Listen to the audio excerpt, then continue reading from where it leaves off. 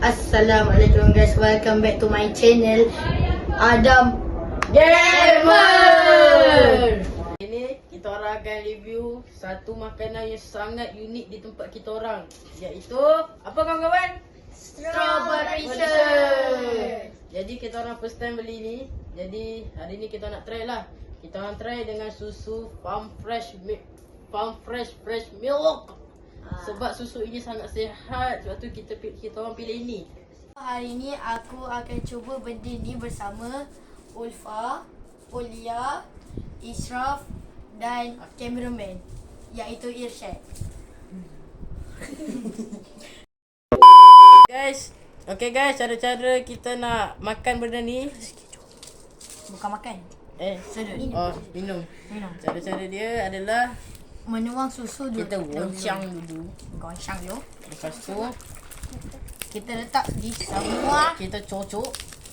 Lepas kita cocok, Kita cabut balik. kita Dah buka balik straw ni. kita akan tuang ke dalam ni. Jangan tumpah je. Kita akan tuang sampai habis. Baru cakap jangan tumpah. Woi. Okey. Ada. Habis kata. Aku seorang je. Okey. Lepas kita tuang susu dalam cawan ni, kita akan bagi kepada peserta-peserta kita setiap seorang. Okay, seorang satu. Okay, lepas tu apa lagi? Kita masukkan dalam ni, lepas tu kita sedut. Okay, bismillah. Okay, bismillah. Dah.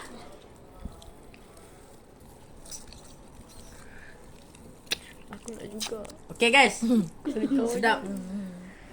Bila guys. korang sedut, air ini akan bercampur dengan gula-gula dalam ni.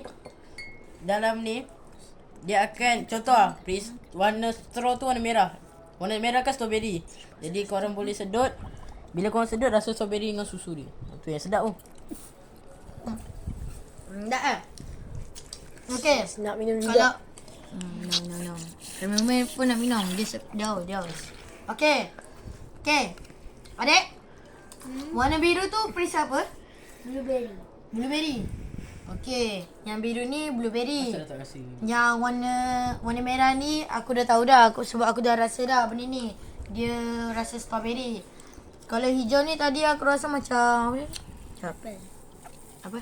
Apple lah. Rasa macam apple tau. Okay guys, kalau yang warna pula merah ni aku strawberry lah. strawberry lah. Kita boleh beli dekat seluruh kedai guys. Ini nak belinya cuma dapat RM1 dapat 2. Gitu guys. Ini pun kami pun dah habiskan. Kami pun dah tak tahu nak buat apa. Jadi sampai sini saja video kita hari ni. Aku mau ucapkan terima kasih sebab dah tengok video aku. Dan jangan lupa tekan like dan subscribe ya guys. Okay, jumpa lagi. Bye.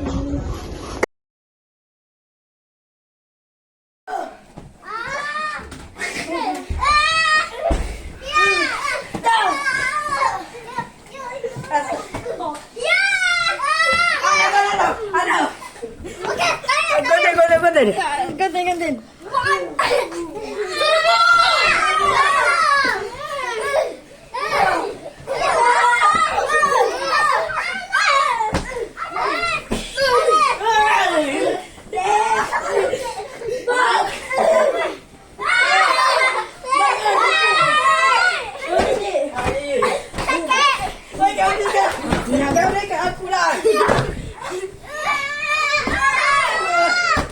Jangan sakit tu.